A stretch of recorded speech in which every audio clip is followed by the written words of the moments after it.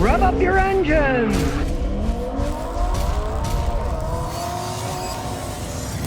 Well, it's a sad day. The death of the Ford Fiesta. They're no longer going to be making Ford Fiestas. The SUVs are reigning supreme, and they've buried most of the cars. They got to be SUVs now, right? Now, of course, you can't buy them in the United States. They stopped selling them here a while ago. But they were still selling them in England, and now they're not even going to be selling them in England because everybody, they feel, wants an SUV.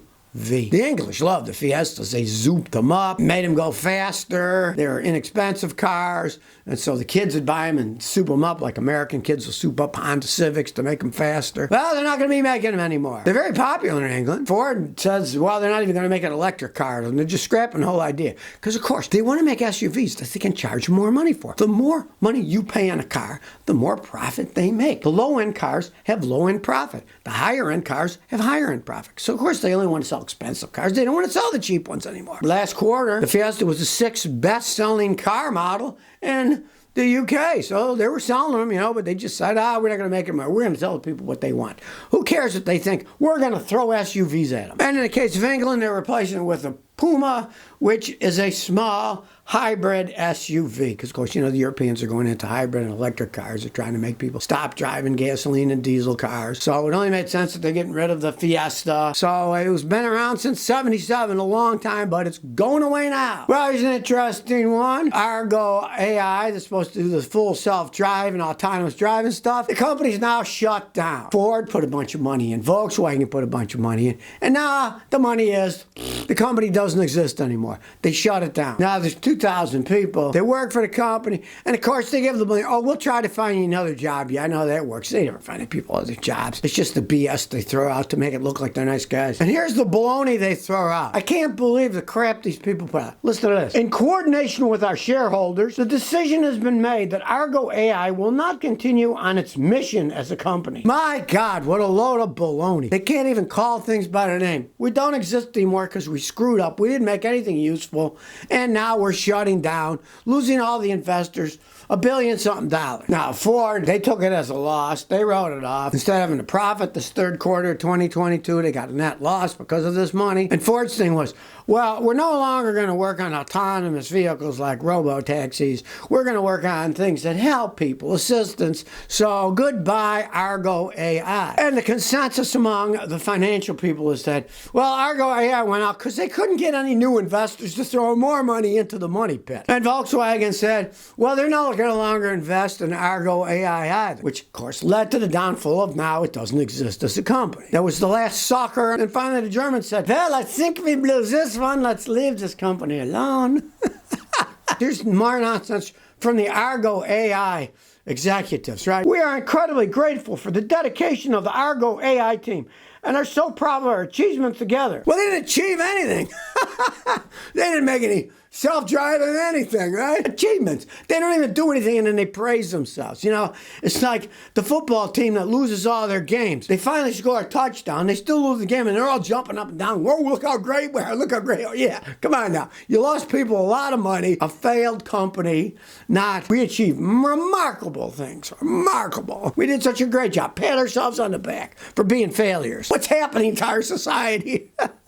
Nestor Toledo says, Scotty, can I ignore a P420 code if it doesn't affect anything? No oil burning or coolant loss. It only affects my long-term fuel trims on idle. If it runs okay otherwise, I had a customer with a Toyota that drove his with that code for 5 years, right? 5 years. Ran perfectly fine. He brought it in the 6th year. And he says, oh, could you turn my check engine light off because I got to get it inspected, And I said, lo and behold, the PO420 was gone. He had a new code because his gas cap was bad. I put a new gas cap. That fixed that. But it no longer had the PO420 code. And I said, well, your code is gone. He said, what'd you do? He said, nothing. I'm just driving. I said, now, wait a second. That doesn't make any sense. I said, are you buying your fuel somewhere else? He says, yeah, I switched to this Shell station that's closer to my house. And the gasoline there was somewhat better.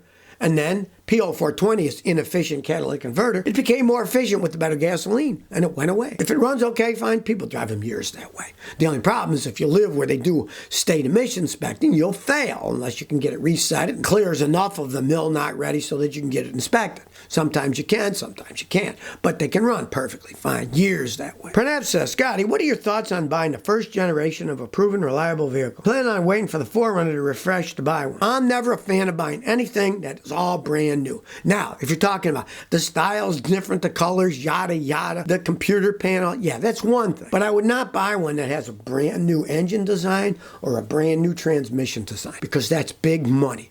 And if they screw up on it, you're the one stuck with the problem. For example, when Toyota first went to their variable valve timing in the Toyota Avalons, the seals all blew and the engines went out, and they had to replace a lot of those. A lot of people didn't know. They paid for them themselves, but Toyota had kind of a secret warranty, and they replaced a lot of them free because it was the first generation. The new ones don't do that anymore. But I am not a fan of buying anything new when it is cutting-edge new technology in engines or transmissions. You don't want to be a guinea pig for some company. Wait till it's been out a few years. The model is one thing. What it looks like, the paint colors, that I don't care about. But engine or tranny, if it's all new, I'd hold back until they've been out a while.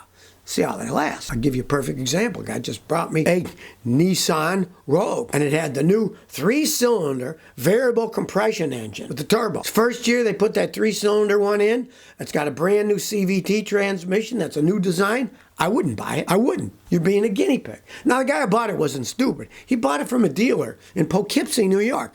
And the guy gives lifetime engine and transmission powertrain warranty on his new cars. So if it did blow up, they'd have to fix it for free. So in that case, you don't mind that, go right ahead. But I would never personally buy one until it's been out a few years. Sir Widget says, Scotty, what's the best question to ask or things to look at when importing a car from Japan? The first question is, are you willing to drive a car that's got the steering wheel on the wrong side? Their steering wheel's on the right side, not on the left like us. I've had many customers buy beautiful cars from Japan. They don't drive them much there. They've got very few highways there. It's a small country. Most of it is mountains that you can't drive on. They don't put the mileage on. I've driven them. I don't like driving a right-hand drive car. The one problem is, a lot of the parts are different too. You'll find it's not standardized. They have slightly smaller engines usually, often different transmissions. When something breaks, you might not be able to get the parts for it. I always realize that. Don't buy them as an everyday driver. Buy them as a toy, a weekend toy, and then they're fine. But everyday drivers, you're kind of pushing your luck there. You might not be able to get parts for it, and driving every day on the wrong side of the road, you're asking for trouble. It's harder to drive. Carlos Garza says, Scotty, what are your thoughts on the Camaro V6 2010 to 15? Well, I am not a GM fan. But if you're going to get a Camaro, the big boys all want the V8s, and they're all worn out by the time you buy them used, right? But the V6 guys generally don't drive as fast, and you can often get a good one that's been taken care of, beautiful looking car that still runs pretty good. Now that said, it's a V6 engine. I would not buy one that had, 200,000 miles. It's probably on its last legs. But if you can find a lower mileage one, it's probably going to last longer because it'll be in better shape than a guy who bought a V8 and drove like a lunatic. In most cases, that's true. If you don't want to drive like a lunatic, yeah, get one. But if you're a speed demon, don't buy the V6. You'll be disappointed. You'd want the V8 power. Stryden says, what do you think about an Audi 8 D2 and D3 with a 4.2-liter V8? I want to buy one. I know they're kind of old, but they have everything I want. I want to know about the engine most. They actually make pretty good engines, but all the rest is insane. Their technology is so high, the parts cost a fortune. Audis all become endless money pits. I had a customer buy one of those and thought, oh, I got a great deal. And I said, you think you got a great deal.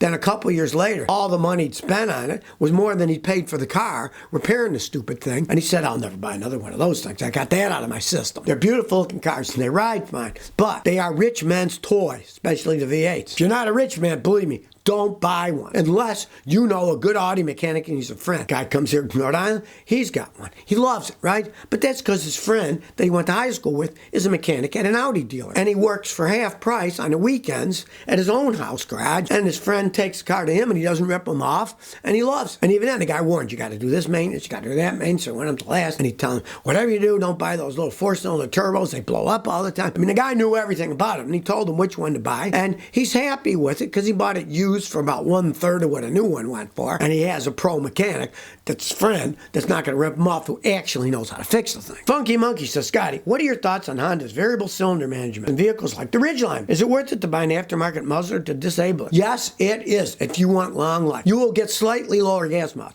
I've seen people get 2 to 3 miles a gallon worse gas mileage on the road driving in town, right? Then they won't burn oil. If you don't disable it as they get old, they will start burning oil. I've explained numerous times. You got a V6 engine, right? You start start disabling cylinders. Instead of having a hot cylinder, and then 3 hot cylinders on the other side of the V6, cylinders that aren't firing are cold. Now next to it is hot. The metals will start warping because of the temperature differential. They find out that it wears the cylinders, it wears the pistons, it wears everything, and then they start burning oil. If you're going to keep it a long time, you would want to deactivate that system. I mean, if you bought one new, something drove it around a while, you get rid of them before they have 90,000 miles, you probably won't care. But as they age, you will care. They'll turn into oil burners and everything wears out because of all that thermal problems that it has. When it has a hot cylinder next to a cold cylinder, next to a hot cylinder, it's just a stupid idea, but politicians get involved. It gets better gas mileage. Good idea. No, it isn't. It's a stupid idea if you want your car to last.